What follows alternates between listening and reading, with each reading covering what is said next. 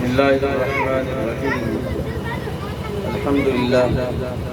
نحمده ونستعينه ونستغفره ونؤمن به ونتوكل عليه ونعوذ بالله من شرور أنفسنا ومن سيئات أعمالنا. من يهده الله فلا مضل له ومن يضلل فلا هادي له. ونشهد أن لا إله إلا الله وحده لا شريك له ونشهد أن سيدنا ومولانا محمدا عبده ورسوله. أما بعد، قال الله سبحانه وتعالى في القرآن المجيد: أعوذ بالله من الشيطان الرجيم، بسم الله الرحمن الرحيم.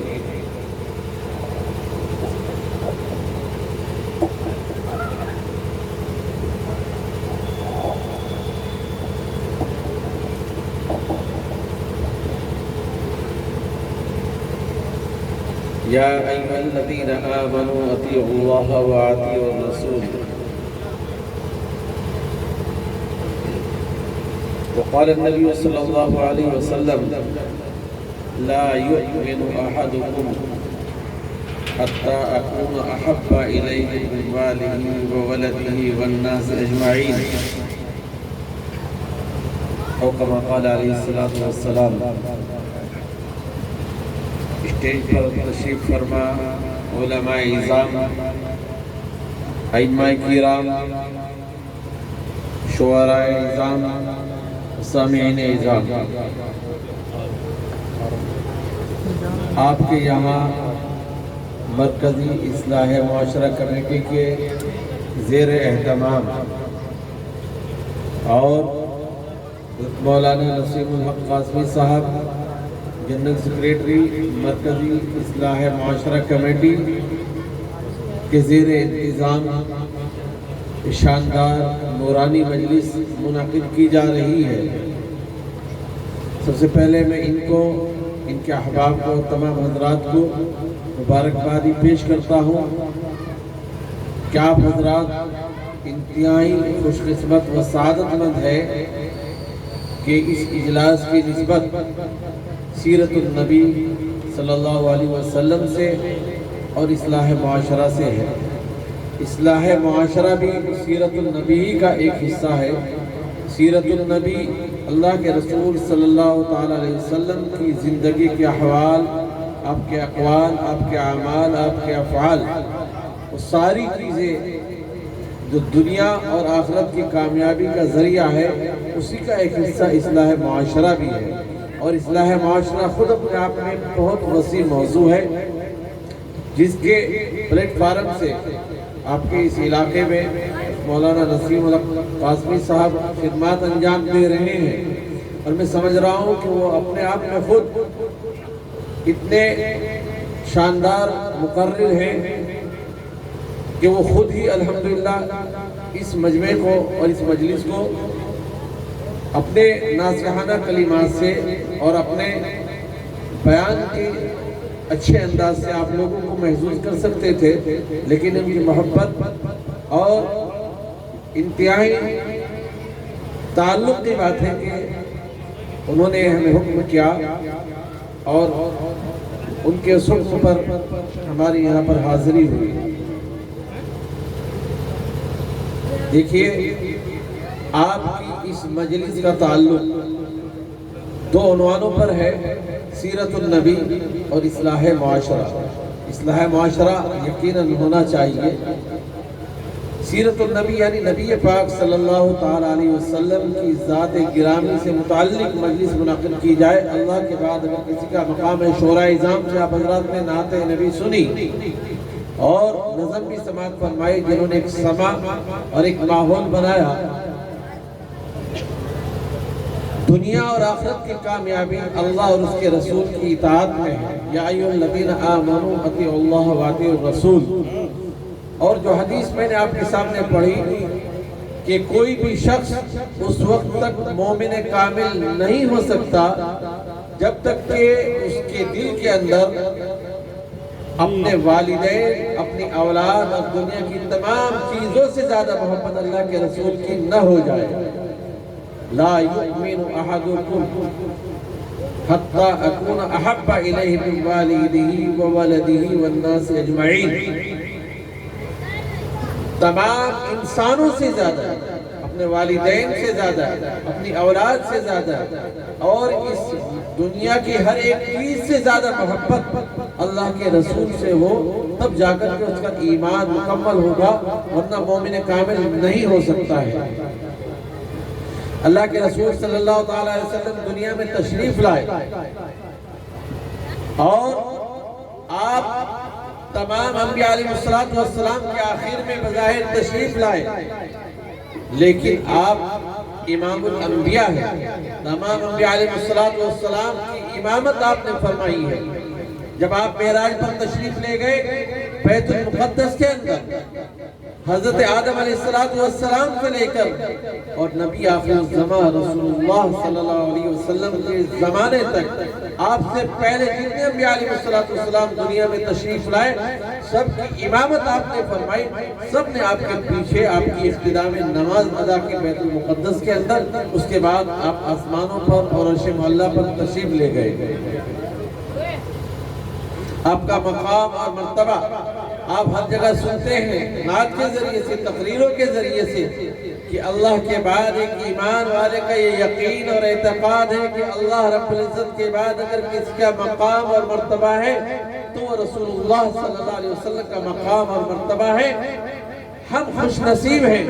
کہ اللہ نے بغیر ہماری دعاؤں کے، بغیر ہماری طلب اور تمنا کے، بغیر ہماری خواہش کے ہمیں آپ کی امت میں پیدا کیا۔ نبی آخر الزمان کے ہم امتی ہیں، یہ ہمارے لیے انتہائی خوش نصیبی کی اور سعادت مندی کی اور ہمارے لیے فخر کی بات ہے کہ اپنے محبوب کی امت میں ہمیں پیدا فرمایا۔ انبیاء علیہ السلام پہلے بھی تشریف لائے، وہ بھی قابل احترام ہیں، وہ بھی اللہ کے رسول اور اللہ کے پیغمبر ہیں، لیکن جو مقام آپ کا ہے، جو مرتبہ آپ کا ہے، وہ کسی اور نبی کا نہیں ہے۔ قیامت کے تعلق سے آپ نے سنا کہ جب نفسی نفسی کا عالم ہوگا، ہر ایک انسان اپنے آپ میں فکر مند ہوگا، اللہ کے نبی اپنے امت کے لیے فکر مند ہوگی، اور بخشش کا سلسلہ، مغفرت کا سلسلہ آپ کی دعاؤں کی بدولت ہی شروع ہوگا۔ دیگر انبیاء علیہ السلام اپنی امتوں کے بارے میں فکر مند ہوں گے، اور اللہ کے رسول پوری انسانیت کے لیے اور پورے مومنین کے لیے فکر مند ہوں گے اور اپنی امت کے لیے فکر مند ہوں گے۔ میرے عزیز ساتھیوں، آپ حضرات یہاں پر تشریف لائے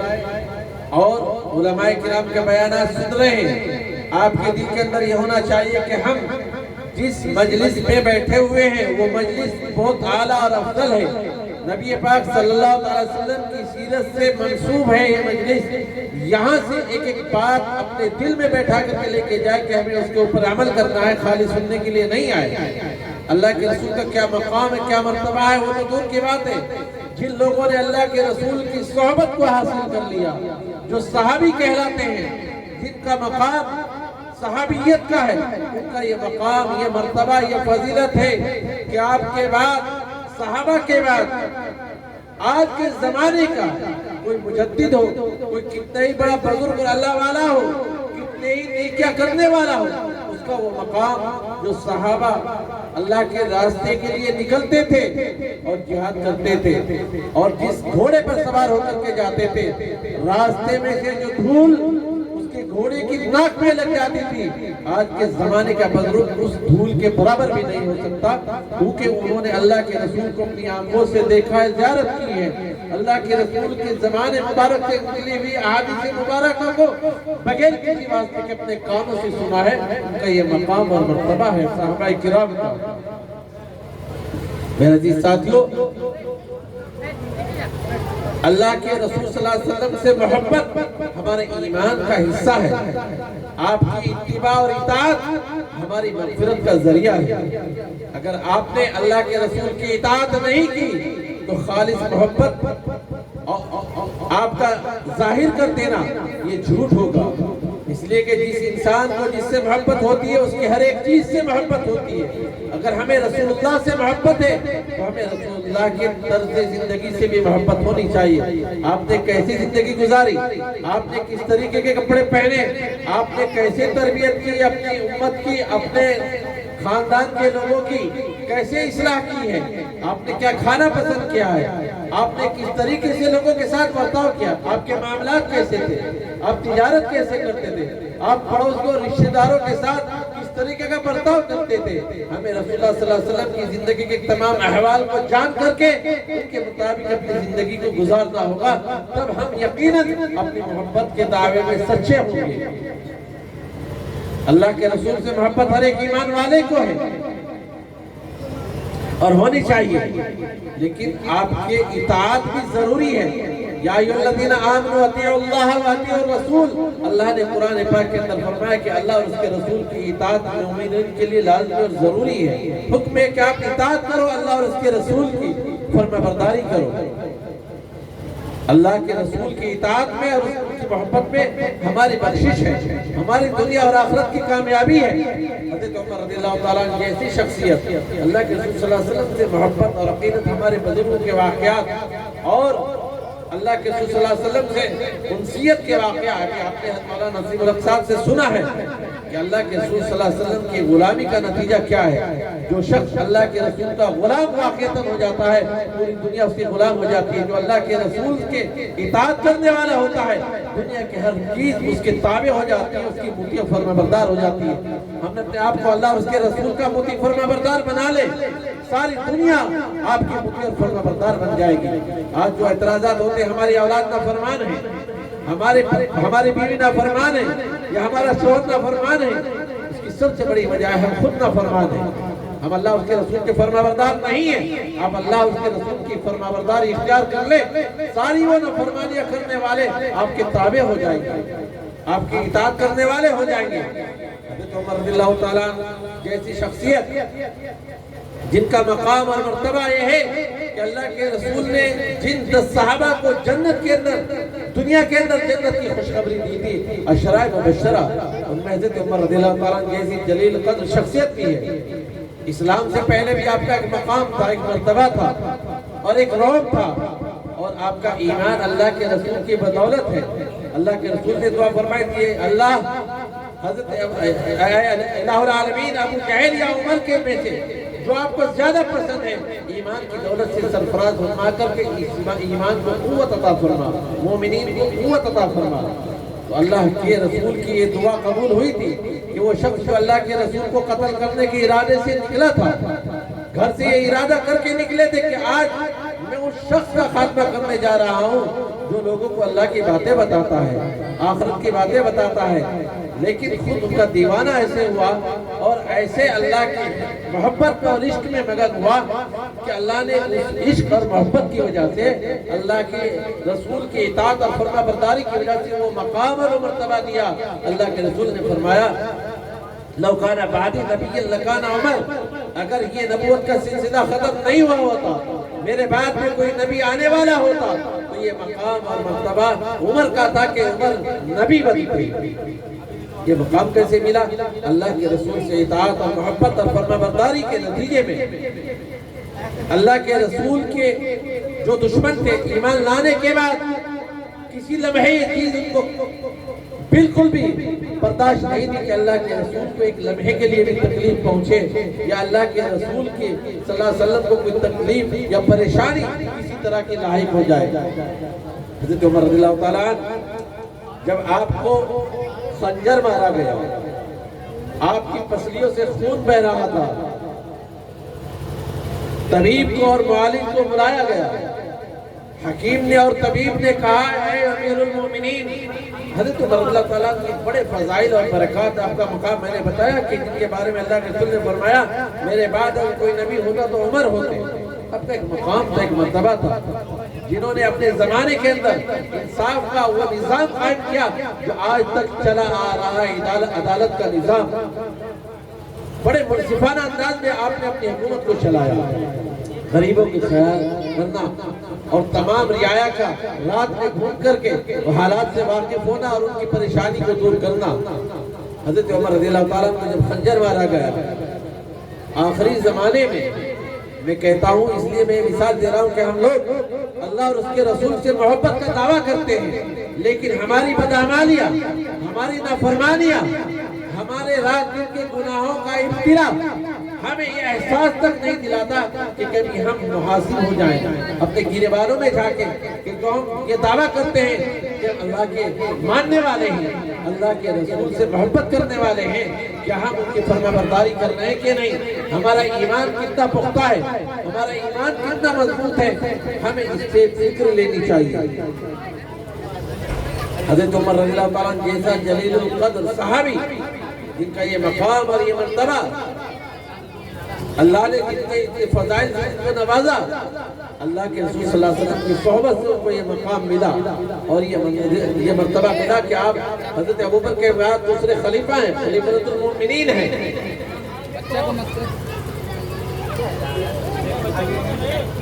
اور جن کا رعب اور دبدبہ انسانوں پر نہیں، شیطان کے اوپر بھی اس قدر تھا کہ جس راستے سے حضرت عمر گزرتے تھے شیطان وہ راستہ چھوڑ دیا کرتے تھے، شیطان کی ہمت نہیں ہوتی تھی کہ اس راستے سے گزر جائے یہ مقام۔ لیکن ایمان کی کتنی فکر ہے، اپنے ایمان کا اس قدر رات دن خیال کر رہے ہیں، ہم اپنے گریبانوں میں جاتے ہیں۔ غور سے سنیں، توجہ سے سنیں، جو میں ایک واقعہ سنانے جا رہا ہوں کہ خلیفۃ المؤمنین ہے حضرت عمر رضی اللہ تعالیٰ، خنجر مارا گیا، پسلیوں سے خون نکل رہا ہے، آپ کو دودھ پلایا گیا،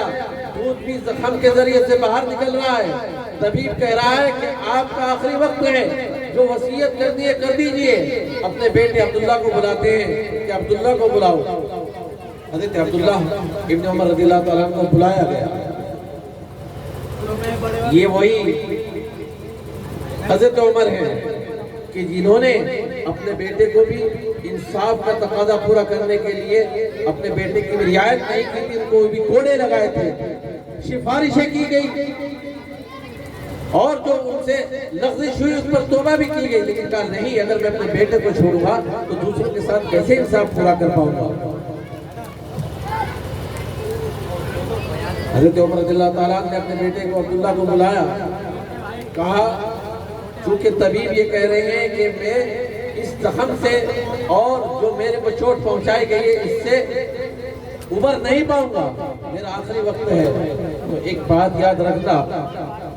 کہ سب سے پہلے حضرت حذیفہ کو بلا کر کے لاؤ۔ حضرت حذیفہ بن الیمان رضی اللہ تعالیٰ ایک صحابی ہیں جو اللہ کے رسول کے رازدار ہیں، جو بھی راز کی چیزیں تھی وہ اللہ کے رسول صلی اللہ تعالیٰ علیہ وسلم نے حضرت حذیفہ بن الیمان کو بتا رکھی تھی۔ قیامت کی نشانیاں حضرت حذیفہ کو بتلائی، راز کی چیزیں جو تھی وہ حضرت حذیفہ کو بتائی۔ حضرت حذیفہ رضی اللہ تعالیٰ نے سارے راز کو اپنے سینے کے اندر محفوظ کر رکھا تھا۔ یہاں تک کہ منافقین کون ہیں، منافق کے بارے میں بھی اللہ کے رسول نے حضرت حذیفہ کو بتلا رکھا تھا، اس لیے کہ منافق کی تعریف آپ نے سنی کہ منافق اس شخص کو کہا جاتا تھا جو ظاہر میں ایمان کو ظاہر کرتے تھے، نمازیں بھی پڑھ رہے ہیں اور اسلام کے سارے تقاضوں کو پورا کر رہے ہیں، لیکن دل سے مومن نہیں ہوئے تھے، دل کے اندر ایمان داخل نہیں ہوا تھا، اندر سے کافر اور مشرک تھے، دلوں کے اندر ایمان نہیں تھا، ظاہر ایمان کو کرتے تھے۔ تو عام انسانوں کو تو نہیں معلوم تھا کہ یہ منافقوں نے، صحابہ کیا جانے، کیونکہ وہ شکل و صورت بھی صحابہ جیسی، لباس بھی صحابہ جیسا، نمازیں بھی پڑھ رہے ہیں، روزے بھی رکھ رہے ہیں، حج بھی کر رہے ہیں، زکوٰۃ بھی دے رہے ہیں، اسلام جیسے سارے کام کر رہے ہیں، تو پھر کیسے پہچانا جائے کہ یہ منافق ہے؟ اللہ کے رسول کو اللہ تبارک و تعالیٰ نے بتلا دیا حضرت جبرائیل علیہ السلام کے واسطے سے کہ فلاں شخص منافق ہے، یہ اسلام کو ظاہر کر رہے ہیں لیکن ان کے دلوں کے اندر ایمان نہیں ہے۔ اللہ کے رسول نے وہ ساری پہلی حضرت حذیفہ رضی اللہ تعالیٰ عنہ نے بھی حضرت حذیفہ بن الیمان کو بتلا رکھا تھا کہ فلاں شخص منافق ہے، باقی صحابہ کو نہیں پتا تھا۔ اسی لیے حضرت عمر رضی اللہ تعالیٰ عنہ نے کہا عبداللہ کو، اپنے بیٹے کو، کہ جاؤ حذیفہ کو بلا کر کے لاؤ، آخری وقت ہے۔ اتنے پکے سچے مومن ہیں کہ جن کے بارے میں اللہ کے رسول نے دنیا میں بشارت دے دی جنتی ہونے کی، اور اپنی رات دن کی زندگی اللہ کے رسول کی اطاعت، اللہ کے رسول کا اور میرا راز ہے، میں یہ نہیں بتا سکتا، لیکن کیونکہ آپ امیر المومنین ہیں، آپ کا مقام اور مرتبہ میں جانتا ہوں، آپ مجھے اللہ کی قسم دے رہے ہیں، تو میری مجبوری ہے، میں نے آج تک کسی کو یہ راز نہیں بتایا، لیکن میں صرف تمہیں بتاؤں گا اور وہ بھی صرف تمہارے بارے میں بتلاؤں گا۔ فرمایا اے حذیفہ بتاؤ میرے بارے میں، کیا میں مسلمانوں کی فہرست میں ہوں یا منافقوں کی فہرست میں ہوں؟